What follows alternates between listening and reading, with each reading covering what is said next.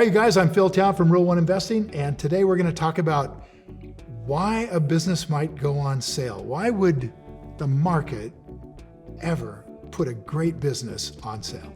So, a company can go on sale when there's a lot of fear around that specific company.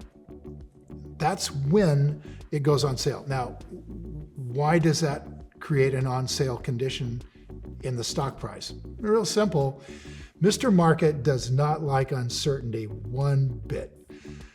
When there's some kind of event that occurs that creates uncertainty about the future of this business, then Mr. Market might put that company on sale by just selling off, having the institutional investors saying, oh man, I don't know where this is going to be in the future, so I'm going to get out of it now. Now, why would they be so quick to do that, institutional investors? Why would they just be so quick to dump stocks?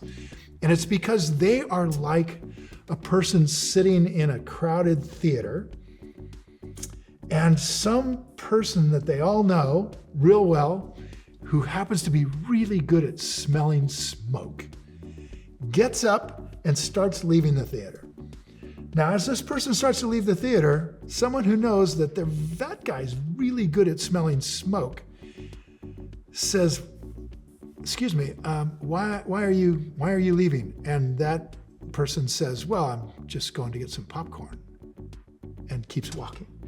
This other person says, baloney, I think you smell smoke. And he gets up and starts walking with him. And I say, what are you doing? I want to go get some popcorn too. Why? Because you're going to get some popcorn. So now two of them are leaving. And then a third person sees them, asks, why are you going for popcorn right now? And they give him some baloney answer. And this guy, this is baloney. I think you're smelling smoke. And then 10 people heard that, and they get up and start running up the aisle because there's only one door out of this place. And whoever gets there first wins. And suddenly there's a stampede to get away from this thing that happened, that event that happened. So that's why an event can suddenly create this great sell-off from these institutional investors, because they're big investors and they know if they don't get to the door first, they won't be able to get out of the theater. And that comes from 100 years of investing experience. So this event that occurs has a couple of characteristics that we really need to understand before we can take advantage of it. The first thing we need to understand is most of the time, that guy who smells smoke is right. There's smoke, the theater's on fire, whoever gets out of this thing first wins, and we don't want to be anywhere near that theater. So understand that happens all the time. These are really good investors. If they think something's going wrong with that company, they're probably right. There's probably something going wrong with that company.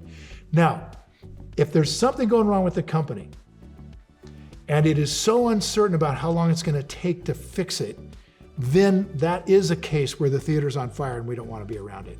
But there's a case where there's smoke, but they're going to put the fire out. And in that case, we may be very interested in buying into this business. That is a case where an event happens and it's going to take a while before they can fix it, but everyone knows it's not going to take forever. They're going to fix it within, let's say, 1 to 3 years. In that kind of time frame, this is going to get fixed. Here, I'll give you an example. Chipotle Mexican Grill had E. coli poisoning in a couple of their restaurants a bunch of years ago. Now, how long does it take to fix an E. coli problem? Well, typically it can take a couple of years. First, you've got a problem of fixing it and getting all that bad publicity happening while you're trying to fix it.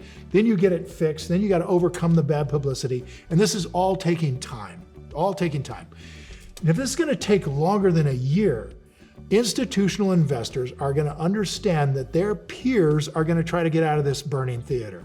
They're going to try to get out. And if everybody's trying to get out, then you don't have any choice. It doesn't matter if you like Chipotle. What matters is over the next year, it's going to go down like a brick. And you need, as an institutional investor, to get out with everybody else. Because if you're doing worse than your peer group, In a year, you can get fired. So your job is to stay with the peer group, okay?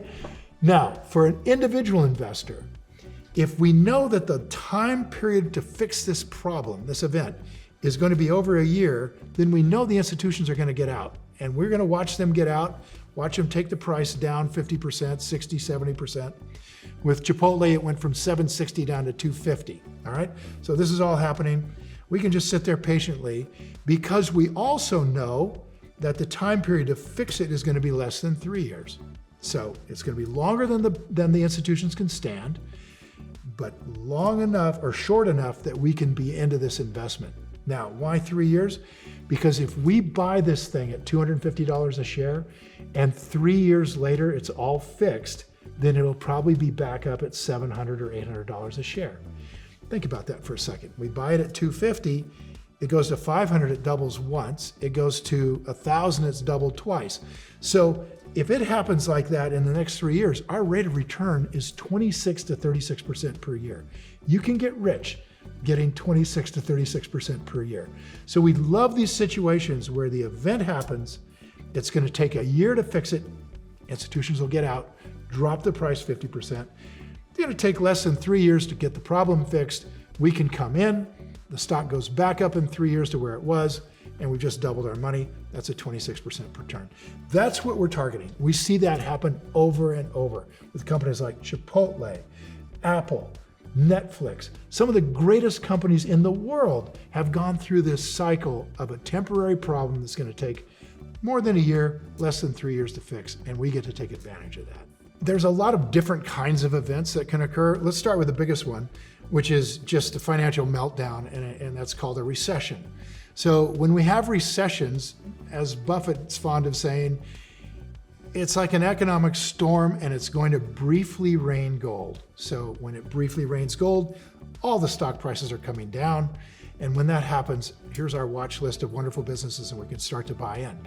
Now, that doesn't happen very often, maybe once every 7 to 10 years.